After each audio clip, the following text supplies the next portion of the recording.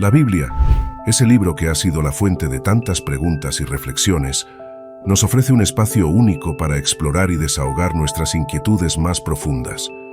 No es solo un libro, es una historia que se despliega ante nosotros, revelando verdades profundas sobre Dios, la humanidad y el propósito de nuestra existencia.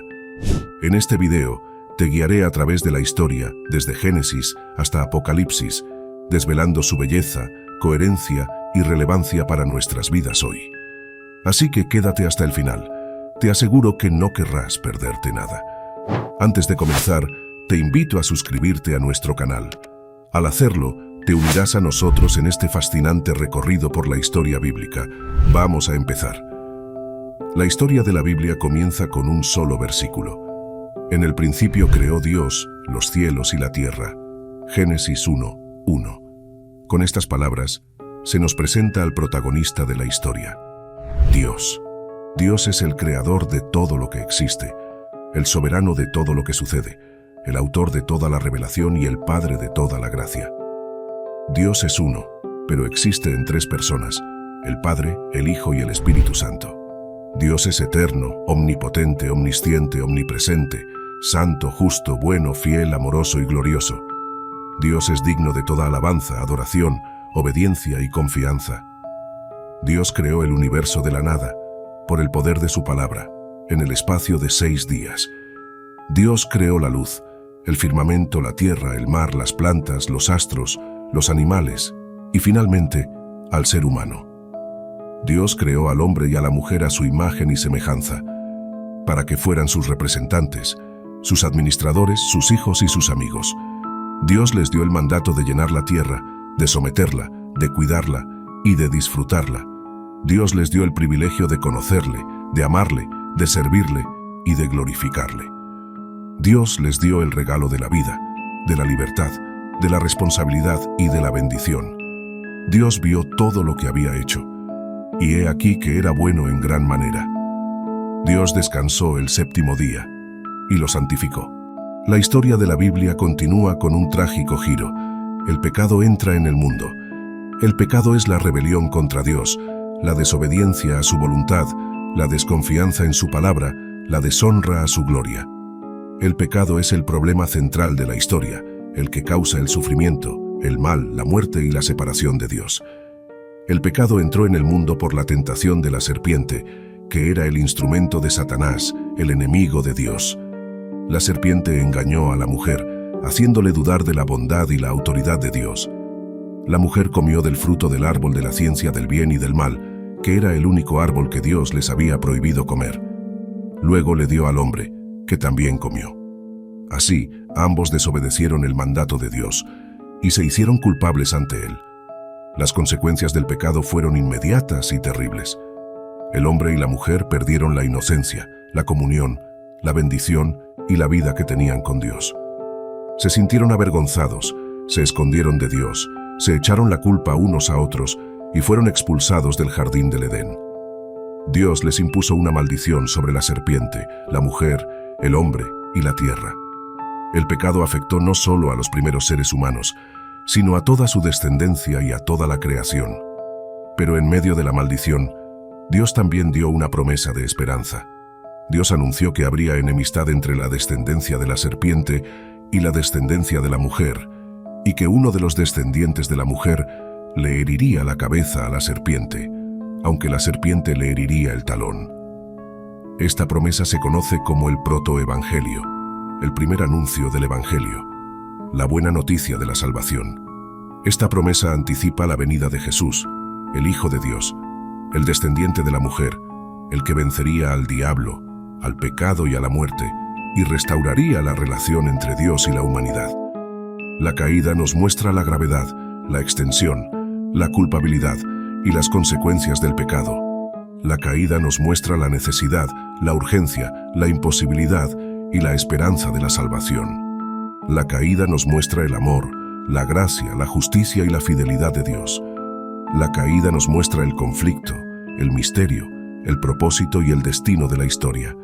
La caída es el punto de inflexión donde se inicia la historia de la Biblia, la historia de Dios y su plan para redimir a su pueblo y glorificar su nombre. La historia de la Biblia prosigue con el tema central, la redención.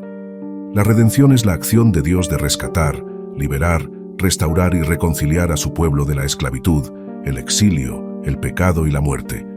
La redención es la solución de Dios al problema de la historia, el que muestra su amor, su gracia, su justicia y su fidelidad. La redención se inicia con la elección de Abraham, el padre de la fe. Dios llama a Abraham a salir de su tierra y le hace una promesa. Le dará una descendencia numerosa, una tierra bendita y una bendición universal. Dios establece una alianza con Abraham, que se basa en su gracia y se confirma por su juramento. Le da a Abraham un hijo, Isaac, a pesar de su vejez y esterilidad. Dios prueba la fe de Abraham, pidiéndole que sacrifique a Isaac, pero luego le provee un cordero sustituto. Dios reafirma su promesa a Abraham, que se extiende a sus hijos, Jacob e Israel. La redención continúa con la formación de Israel, el pueblo de Dios. Dios multiplica a los descendientes de Abraham en Egipto, pero son oprimidos por el faraón. Dios envía a Moisés, su siervo, para liberar a su pueblo de la esclavitud. Dios hace juicio sobre los dioses de Egipto, mediante las 10 plagas. Dios salva a su pueblo de la última plaga, mediante la sangre del Cordero Pascual. Dios abre el Mar Rojo, para que su pueblo pase en seco. Dios conduce a su pueblo al monte Sinaí, donde establece una nueva alianza con ellos. Dios les da la ley, que expresa su voluntad y su carácter. Dios les da el tabernáculo, que simboliza su presencia y su santidad. La redención avanza con la entrada de Israel a Canaán, la tierra prometida. Dios guía a su pueblo por el desierto, donde les provee de maná, agua y protección. Dios disciplina a su pueblo por su rebeldía, incredulidad y desobediencia. Dios renueva su alianza con la nueva generación, que nació en el desierto. Dios nombra a Josué, el sucesor de Moisés, para conducir a su pueblo a la conquista. Dios derriba las murallas de Jericó, la primera ciudad enemiga. Dios da a su pueblo la victoria sobre las demás naciones que ocupaban la tierra. Dios reparte la tierra entre las 12 tribus de Israel, según su promesa. Esta redención se complica con el período de los jueces, los líderes de Israel. Dios permite que su pueblo sea oprimido por sus enemigos, como castigo por su idolatría y su infidelidad. Dios levanta a los jueces, que son caudillos militares, para liberar a su pueblo de la opresión. Dios obra a través de los jueces, que son personas imperfectas y pecadoras, para mostrar su poder y su misericordia. Dios tolera la ingratitud, la corrupción y la apostasía de su pueblo, que hace lo malo ante sus ojos. Dios prepara la transición del gobierno de los jueces al gobierno de los reyes, según el deseo de su pueblo. Si estás disfrutando de la historia bíblica y quieres seguir aprendiendo más, te invito a suscribirte a nuestro canal y activar las notificaciones. Así no te perderás ninguna de nuestras futuras publicaciones. Ahora, continuemos con nuestra historia. La liberación se desarrolla con el reinado de David, el rey de Israel. La historia comienza con Saúl, el primer rey de Israel, quien fue rechazado por Dios debido a su desobediencia y orgullo. En su lugar, Dios eligió a David, el menor de los hijos de Isaí, por tener un corazón conforme al de Dios. David, que era pastor de ovejas, fue ungido por Dios para ser rey sobre su pueblo. Bajo la guía divina, David logró la victoria sobre Goliat, el gigante filisteo, y sobre todos sus enemigos.